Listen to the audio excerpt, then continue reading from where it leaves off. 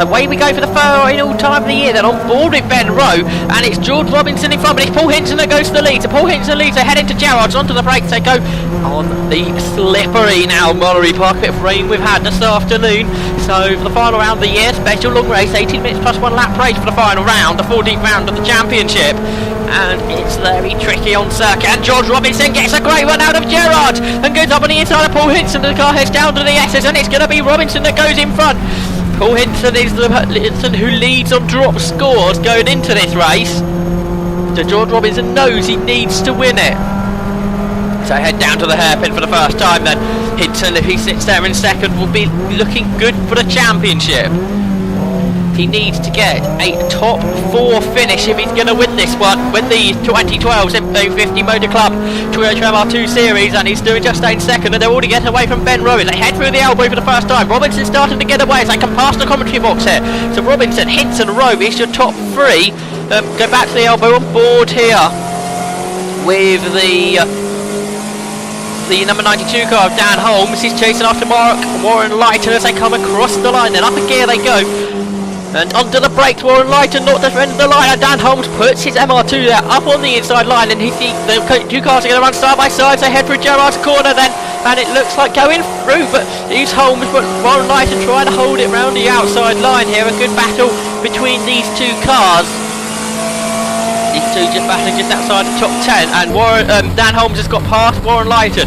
Meanwhile, just in front of them, the Nichols together, Michael ahead of Stewart, which makes a bit of a change this year. Normally Stewart's a bit further up the pack, but they go down towards the hairpin. They're chasing after Paul Hudson as they turn through the right-hander at Shaw's hairpin. In the Class C Championship, Jim Davies is the champion if he finishes the race, what he looks like he will do, and he's just in front of Matt Wallace here. We go on board with Wallace through Gerrard's. Jim Davies just in front. He's looking to be the Class C champion then.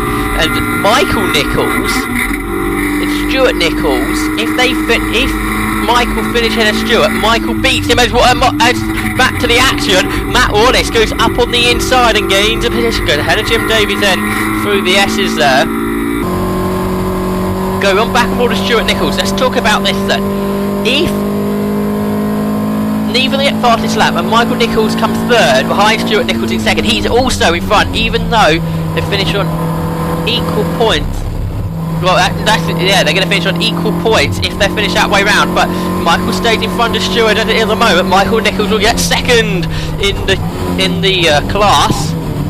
So turn through Shaw's hairpin yet again in this race.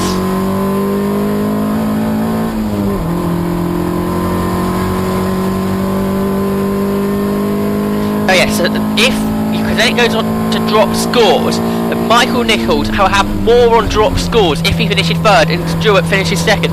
So what needs to happen is Stuart Nichols needs to get second and fastest lap if he's going to beat Michael Nichols, or father Michael Nichols retires from the race. That is the only way Stuart can get second in the championship, and he gets a good run here. He's going to move in front then. He goes up to second position, we should do there at the inside line here with the S's. Yes, he gets it done. So now he needs to find a way somehow to be quicker than Jim Davies on fastest laps, which we can't really see happening. Good second on pace Jim Davies has over him now. Stuart Nichols late on the brakes, has Paul Hudson to deal with it. The Class B car, Stuart Nichols goes to car, extraordinary sideways out the hairpin there, gets it all back together. And Dan Holmes slowing. A problem here possibly, we're hearing actually he's been called into the pit lane. So out the race for Dan Holmes, and he stops the marshal here, and we're just going to listen in because I believe we might find out the reason for him having to retire from the race.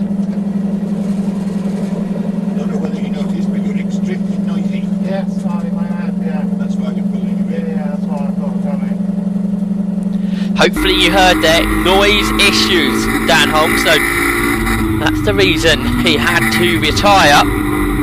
Shame for him, but that's how it goes sometimes. So here's the first retirement. Paul Grimmett and Mark Bivery both didn't start the race. There are only 20 cars on circuit now, so a bit low for the MR2s in 2012, with grids of 30 cars usually. Right, battle over there, because Ben Rowe has had Matt Wallace closing the gap, and now Wallace goes up on the inside, so he heads into the S's. Ben Rowe a bit later on the brakes, able to hold him off and start to pull away as they head down now towards the short hairpin. Ben Rowe staying in front of Matt Wallace. Matt Wallace has had some very strong races, especially in the second half of the year. Back aboard Stuart Nichols, he continues his battle with Paul Hudson, then down to the short hairpin they go. And Hudson staying in front of Nichols. So they now head down through the elbow. Across the line they come. Michael Nichols there or thereabouts still as well. This is the battle for, I believe, 9th, 10th and 11th positions. So they head through Gerrardson.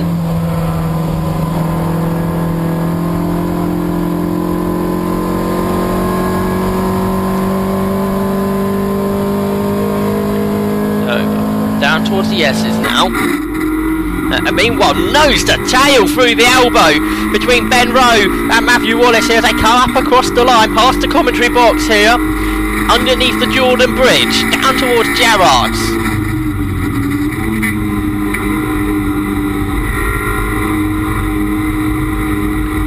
So, good battle here.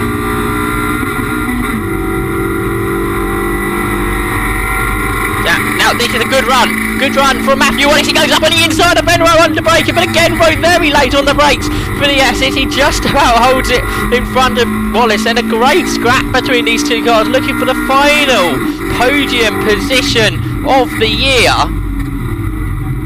So through the hairpin they go now then, and Rowe perhaps a bit wider than Wallace then. The sunlight right in there in the driver's view, in the driver's eyes there as they go into the elbow. I thought Wallace was going to stick it up on the inside. He decided not to do so in the end, very wisely I think, as they head into Gerrard once again, not even halfway through this race, because of course the last round getting the extended time last weekend at Snetterton, where we had the other half of the 750 Motor Club Series having their finale. Because of the fog we couldn't have the extended last round time, but we can here today at Mallory. So head down the S's against a great run out of Gerrard for Matt Wallace, but again Ben Rowe able to be late onto the brakes into the John Cooper S's and staying in front. So they head down towards Shaw's hairpin then, up a gear, and then down the box they go into the hairpin, and tighter again from Wallace, but then Ben Rowe perhaps getting the slingshot off the hairpin onto the elbow then. Once again, through the Devil's Elbow they go. And it's sitting right there in the slipstream. A great run this time from Matt Wallace. They come up across the line past the pit wall, and they're going to go side by side. Rowe lets the gap go. Matt Wallace up on the inside. Then on the damper line, the car goes all sideways and he spins right in the path of Ben Rowe. And Ben Rowe's off as well. Both of the cars then, that battle for third position, both on the grass. Matthew Wallace restarts the car and will rejoin Ben Rowe. Already done so. Let's take a look at that on board with Rowe then. Wallace up on his line, on that damper line. Got it all wrong, and Ben Rowe wisely saw that, took to the grass, didn't want to risk contact in the final round of the year. Slid the car on the grass before rejoining, but what a disappointment for the two of them. So on board of Stuart Nichols, he's continuing his battle with Paul Hudson. Good scrap it is. And Hudson runs out wide. Stuart Nichols trying to get the run off the corner. The two cars side by side heading onto the Devil's Elbow and trying to come around the outside here with Stuart Nichols. Can't quite do it. Hudson stays in front, but it's Michael Nichols with the great run, because of course Stuart Nichols had to back out of it on there the outside, and back into second in class goes Michael Nichols. So we're heading to Gerrard once again, in the low and sunlight here. And Hudson really coming under attack from Michael Nichols. Now they head off of Gerrard down the back straight here, and a good run this time from Stewart out the corner. He goes on the inside of Michael as they head side by side into the S's. Michael Nichols with us just about his nose in front, but Stewart braking late, and he goes through up on the inside there, and now Michael loses out because we got a car up on the inside. Can't quite work who it is yet. We'll find out hopefully in a moment. Michael tries to come around the outside of him. Now it's the Timothy Heron car. So Tim Heron trying to go around the outside of Stuart Nichols through the elbow. Couldn't do that. They head now down towards Gerrard's. And now, laid on the brakes on Michael Nichols, trying to go around the outside of Heron through Gerrard's, couldn't get that one done. Now, was that a stationary yellow I saw there from the marshal's post on the inside of the corner? Yes, a waved yellow on the outside, then a car off. I believe that to be Jamie Grant. So Jamie Grant off and out of the race. Yellow flags at Gerrard's right now. Michael Nichols laid on the brakes into the S's and goes up on the inside of Timothy Heron, gets the place. Then moves up the position. Now is Heron going to fight back down to the hairpin, Shaw's hairpin? They're on the brake to that now, and Hudson still being chased hard by Stuart Nichols. But Ben Rowe, he's got a bit of lapping to do. That's Amy Atkinson. It's been a common feature of the 2012 season being lapped, and up on the inside, Ben Rowe goes and gets that one done nicely, heading into the Shaw's hairpin. Right, Stuart Nichols now getting back onto terms with Paul Hudson, has a good run through the S's. Now looks to the outside here. Can he get this one done? No, Hudson I think has that line covered. In fact, Stuart Nichols looking for a run out the corner. But Hudson, yes, now look, here he comes then. Perhaps the inside line for the elbow. No, Hudson just about in front then, and has that one done nicely. So they come up across the line, then past the pit wall into Gerrard's,